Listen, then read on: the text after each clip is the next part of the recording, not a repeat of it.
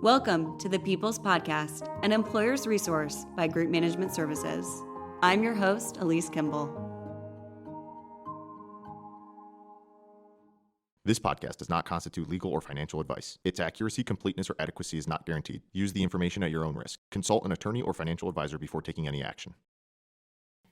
All right, guys, I am sitting here with Peter Geise. Peter Geise is the area president at Focus CFO. Mm-hmm. Thank you so much for joining us today. Delighted to be here. And this is going to be such a great resource for business owners when they start planning their 2025, and also they're closing out their year end and kind of starting looking forward.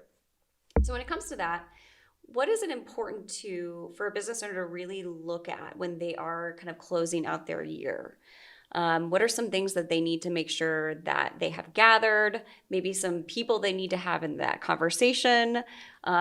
So what, in your opinion, what are some things they're doing? As they close out 2024? Absolutely. Yeah, getting prepared for 2025, and the year will for sure come. Yes. And look back at what was done well, what was bad. Ultimately, your budget is a group of your premises and what you think will happen. Yes. It's that famous philosopher Yogi Berra said the problem with forecasting is it's always in the future. But that's important. If you're going to be driving your business, this is an important part to say, so what do you think will happen? And then you put a model together to make that happen. You can learn something from what actually happened. Absolutely. And then say, so how do we want to change things going forward? Mm-hmm. So if you realize there are some maybe red flags or things that you need to change going into 2025, what are some things that we can put in place now in order, maybe from the short term and also long term, in order for us to maybe reach more of our forecasting goals? Yeah, it sort of depends on what are those red flags. Right. But largely it comes down into the top line, your revenue driving, and then your expenses, everything underneath that.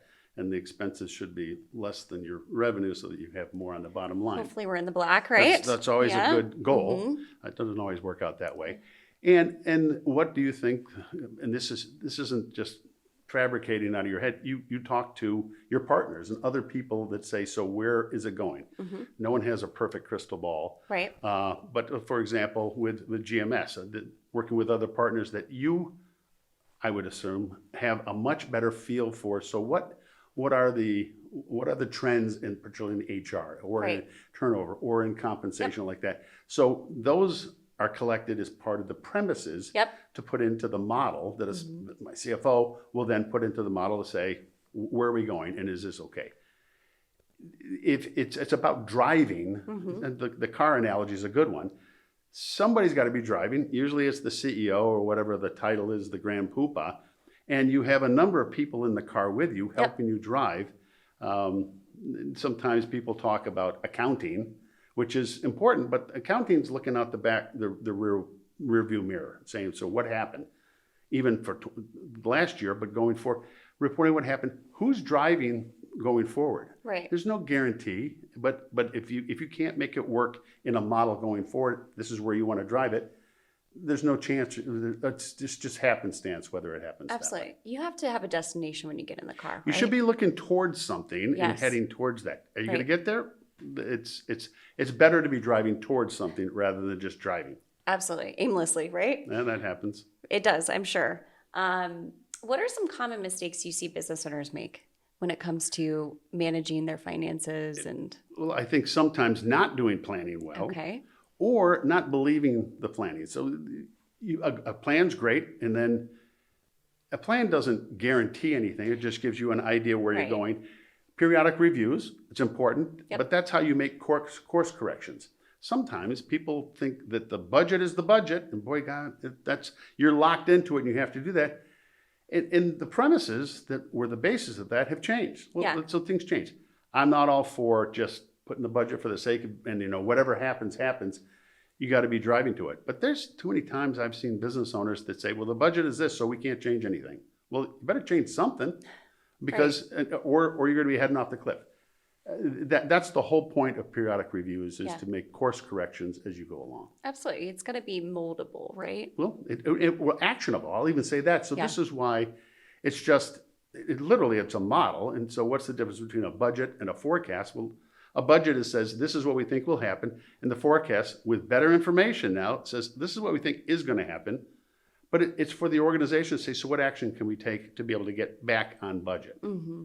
And why even deliver on budget is because now you enhance the value of a business. Yep. And the predictability of delivering results for the organization, for the enterprise value of the business. Yeah. When you see business owners kind of forecasting or budgeting, and they're thinking about things like benefits and, maybe even like more technology for their business, better processes, things like that. Yeah. What are some things you look at? Well, both of those, the expense on those things, but also trying to create, and I think I've talked to some people at GMS about the structural capital of a company. So they call those intangible capitals, but those enhance the value of a business.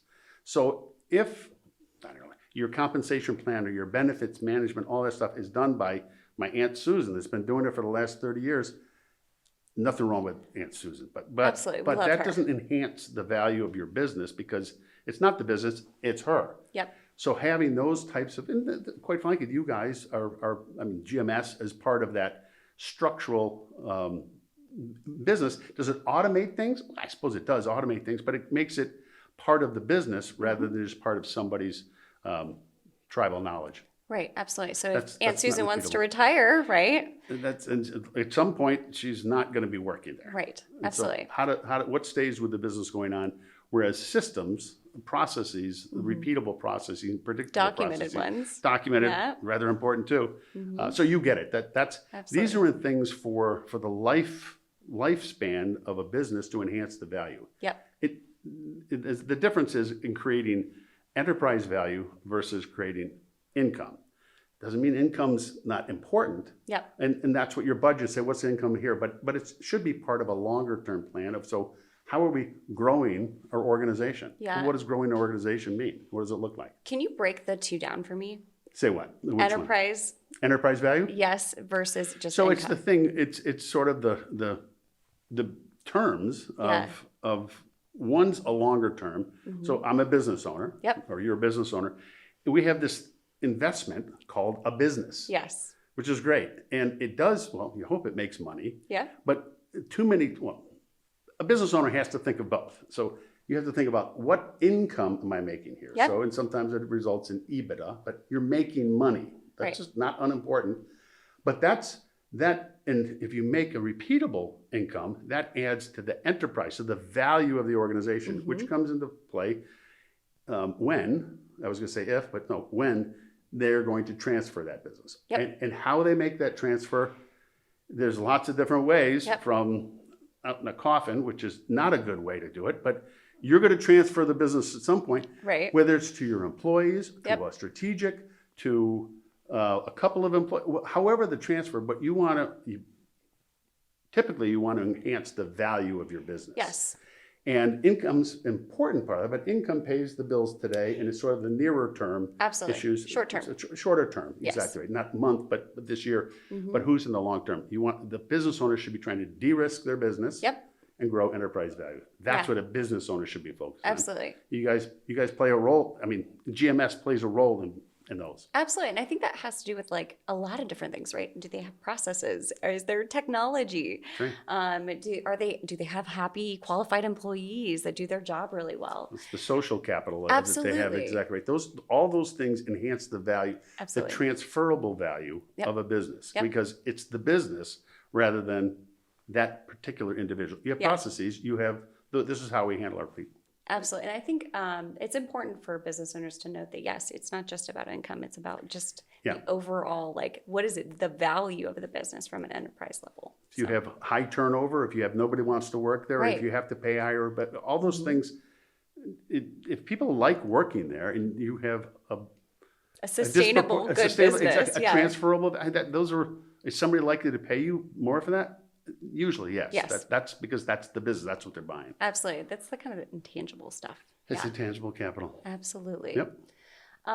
Let's talk a little bit about why or when would you kind of come into a business when you're a CFO coming in and you're looking at kind of a business that maybe is poised to grow, Mm-hmm. when would you think it would be a good time for them to maybe start talking to a partner like a GMS, a PEO? Yeah, so I'll wear the hat. So I've never been a CFO. I've always had a CFO Mm-hmm. reporting. So let's say CFO and I are, Maybe are as a talking business about it. owner. As a business owner. Yes. So when there's no definitive sales revenue, high size or number of employees, but somebody should be doing this work. Yeah. And gosh, I mean, we have people that are at $2 million in sales, which is a pretty small business. Yeah. I have no offense to anyone, but okay, but they're wanting to grow, and that's not an unimportant time. But that's when you start to get about 2 million in sales. They ought to start thinking, so how are our processes done? Up until that point, usually the business owner is wearing all the hats. Right. And at some point, that business owner typically says, I can't do this all on my own. And they're right. Yeah. So how do you start building resources? Sometimes they have somebody else that does these, or they think they do the HR. And what could possibly go wrong? We're an at-will state. Okay. They get sued. Oh my how about goodness. So that? many different things, There's right? a lot of things that can Yeah. go wrong. And when they realize it, or they too many times they do have a stumble, Oh, and yeah. that is a problem, then they say, hey, maybe I should have some So better it's processes. reactive versus proactive, right? And proactive's better, but many times it's reactive because they're making this thing and selling this thing, Right. and they don't have time for this, Absolutely. personnel stuff. Well, you that can bite you. Yeah, sometimes you got to focus on that for sure. For sure. Absolutely. What's the, we'll ask one more question here and then we'll close on up. But, Okay, sure. and appreciate your time today, Peter. When it comes to looking at, there is a company that's looking at partnering with a PEO. What is the main difference between a PEO and a CPEO as far as a business owner? Would you feel more comfortable with a CPEO? Yeah, the certified, which is certified, I'm assuming you mean certified Yes. CEO. That's a credentialing that is in the industry. So if you have a choice between the two, that seems a really easy one. What Right. the heck, you would want to go with a certified PEO. Yeah. I think there are probably other people that do this stuff, but for me, you guys are the logical choice here. I know some people, I know we've had other discussions about outside partners or partnerships like that. Right. Ultimately, many times it is about the person at that company with whom you deal with. Yeah. So if you can find somebody that works with a group or a bank or a CPA firm or a PEO, it's the person you deal with. And in my experience with you guys, and I don't know if this is part of the certification, your people, you can tell who's from GMS. I mean, you must do a good job of both the hiring process, the onboarding process, Yeah. as well as the selection processes, because there's a flow, and it probably relates back to your processes as well. We have very about how you do things. strong processes. Yeah. Yes. So that again. So back to my business now is that you want to have is there a culture? Is there a way of doing business with fill in the blank, GMS, Yeah. whatever it is? Yeah, you want to have, that's part of the value you bring to a Yeah. business owner. It's because it's predictable for the client that hires you guys. Well, I know what I'm going to get with GMS. Right. May not be the right person, but this is what you get. There's some comfort because they don't have to worry about that. They can worry about other things in their business. Absolutely. Make sense? Absolutely. Totally makes sense. Well, Peter, I really appreciate your time today. Yeah, we appreciate the opportunity. Final question, I guess, or topic would be, what would be some advice you would give to business owners as they're closing out their year and they're looking forward to 2025? Oh, brother. Gather yourself with good advisors, people and don't think it's all on your own. Yep. And it doesn't mean you're giving up control of other things, but find people you trust that have your genuine interest in mind. Yes. Not just because you're a way for me to make more money, but people that are there, Yeah. that generally are there.